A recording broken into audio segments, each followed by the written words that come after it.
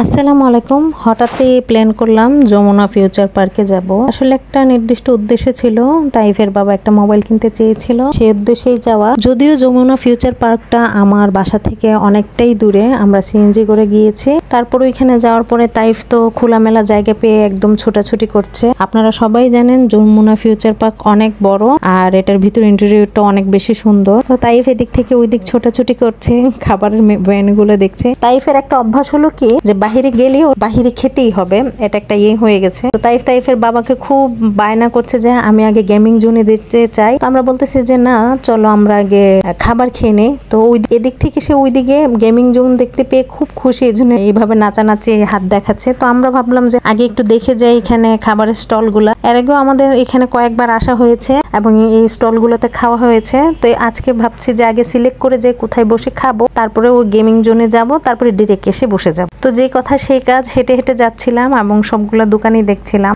আমরা।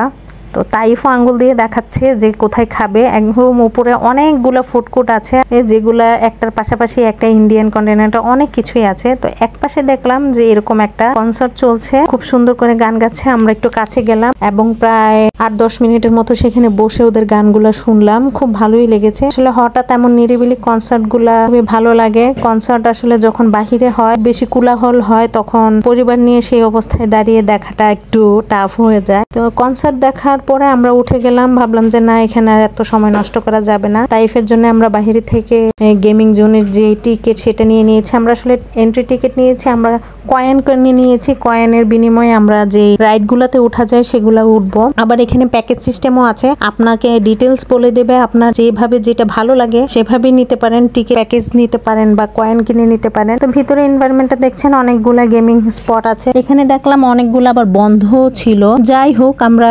এইটাতে প্রথম, এটা একটা বেবি এখানে প্রথম তাইফকে ঢুকলাম। এখানে ঠিক নির্দিষ্ট কয়টা কয়েন লেগেছিল আমার খেয়াল নেই আসলে। তো তাইফ এটার ভিতরে ঢুকে খেলছিল। এখানে খুব সম্ভবত আধা ঘন্টা থাকা যায় বাচ্চাদের। এটাকে নিয়েও একটা প্যাকেজ আছে, যে কিন্তু আবার কয়েন দিয়েও নেওয়া যায়। আমরা কয়েন নিয়েছিলাম।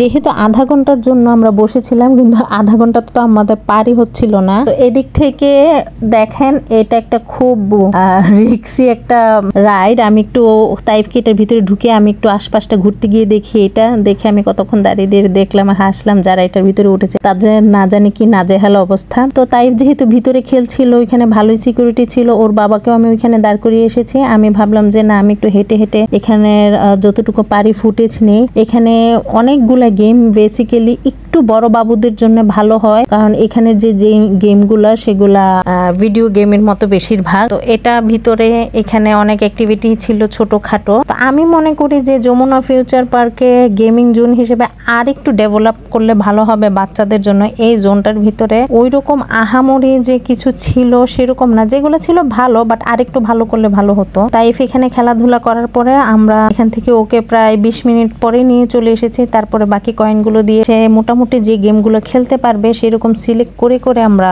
তাকে বসাচ্ছিলাম।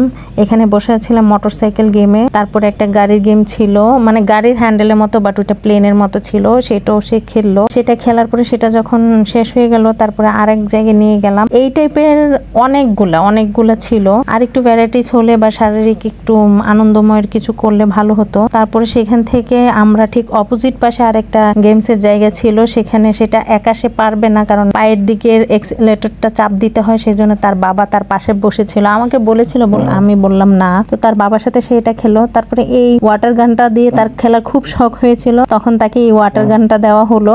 এখানে খুব সম্ভবত 2টা কি 3টা কয়েন লেগেছিল। তারপর আমরা ওইখানে কাজ শেষ করে আমরা গুলশান চলে গেলাম সাদেক এগরোর। যেহেতু সাদেক এগরোর শর্মার অনেক রিভিউ পেতাম, সেটার জন্য সাদেক এগরোর ভিতরটা মোটামুটি একটু কাম টাইপের। তো আমরা ফুড অর্ডার করবো, তারপর উপরে চলে যাব। এখান থেকে আমরা তাদের যে সিগনেচার বিফ শর্মাটা সেটা অর্ডার করেছি। এই যে এটার মেইন শেফ, তার কি উনি শর্মাটা নাকি বানায়, তো ওনার এই জন্যই নাকি শর্মাটা খুব টেস্টি হয়। তা আমরা বিফ শর্মা অর্ডার করলাম আর 2টা বিফ খেপসা অর্ডার করেছি। আমরা চিকেন খেপসা অর্ডার করতে চেয়েছিলাম, কিন্তু তারা বললো যে অ্যাভেলেবেল না। তো আমরা বিফ খেপসা অর্ডার করেছি। উপরে যাওয়ার পরে শর্মাটা আসলে মোটামুটি ছিল, যেভাবে রিভিউ দেয় ঠিক সেরকম না, কিন্তু বিফ খেপসা ভুলেও কেউ আপনারা অর্ডার করবেন না। সেখানে গেলে বার্গার, সমোসা, সিঙ্গারা এগুলোই খাবে। তো এইভাবেই রাত্রটা কাটলো। আজকে এই পর্যন্তই। সবার কেমন লেগেছে জানাবেন, আর আমার চ্যানেলটাকে একটা সাবস্ক্রাইব করে দিবেন। আল্লাহ হাফেজ।